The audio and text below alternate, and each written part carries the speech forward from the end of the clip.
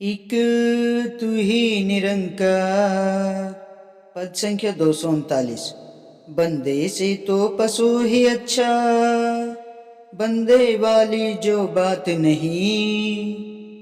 बंदे से तो नेक परिंदे, जो करते उत्पात नहीं।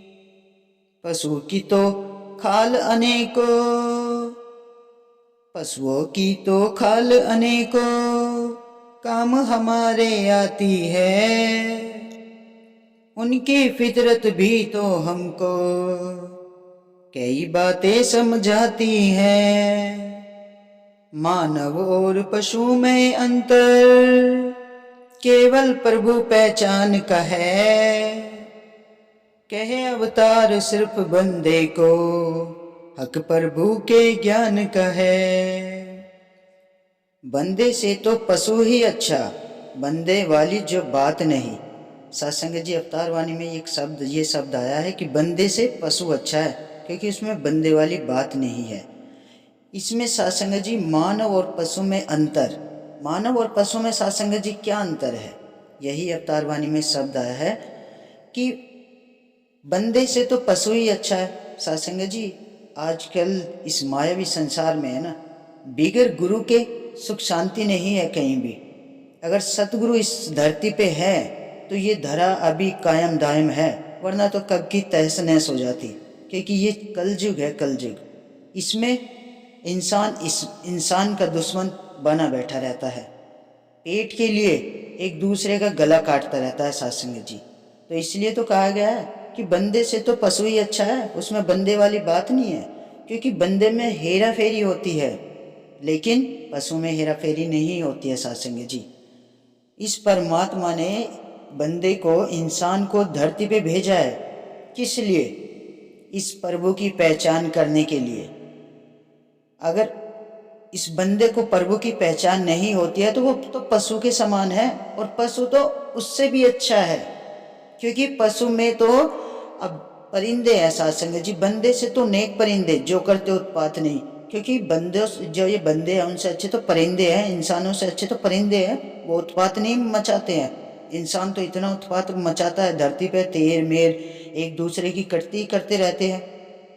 पशुओं की तो खाल अनेकों, काम हमारे आती है सत्संग जी। जो ये पशु होते हैं ना, उनकी खाल तो हमारे बहुत काम आती है, बहुत सारी चीजें बन जाती है उनकी खाल से। लेकिन इंसान, इंसान की खाल का क्या? ये तो मिट्टी का है, मिट्टी का है ये। इंसान तो मिट्टी का बना हुआ है, इसे तो मिट्टी में मिल जाना है, इसकी तो मिट्टी भी किसी काम नहीं आती है। तभी तो कहा गया है कि इंसान और पशु में क्या अंतर है सत्संग जी।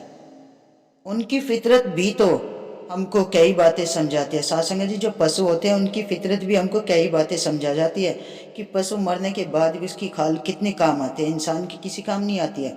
सत्संग जी मानव और पशु में अंतर केवल प्रभु की पहचान का है। सत्संग जी मानव एक अमोलक जन्म है, मानव का जन्म। इसलिए तो प्रभु कहता है कि धरती पर आने के बाद ये परमात्मा को भूल जाता है। परमात्मा ने इंसान क्यों बनाया? ताकि वो परमात्मा की पहचान करे धरती पे आके, इसको जान ले, इसको पहचान ले। अगर इसको जानेगा पहचानेगा नहीं तो वो तो एक पशु के समान है। पशु में और इंसान में फिर क्या अंतर रह गया? तो ये परमात्मा यही तो कहता है कि मुझे जान ले, पहचान ले। अब धरती पे आके उसको भूल जाता है तो पशु ही बन गया भाई धरती पे आके। कहे अवतार सिर्फ बंदे को, हक प्रभु के ज्ञान का है। सत्संग जी इस बंदे को ही प्रभु के ज्ञान का हक है, किसी जीव पशु को नहीं है।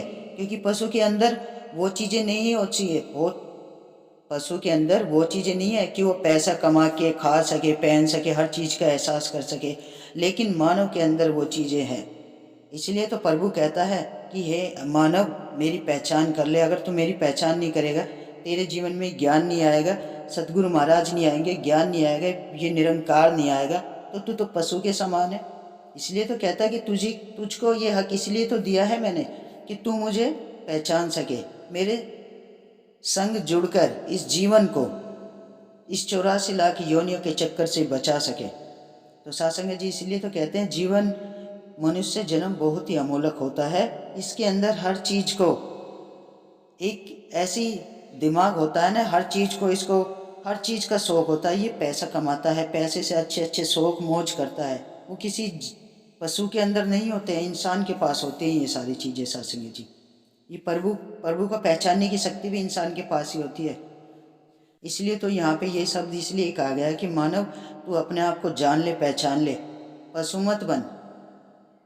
इस प्रभु को जान, इसके चरणों से जुड़कर अपने जीवन को संवार ले। सेवा सुमिरन संगत सत्य का संग कर ले।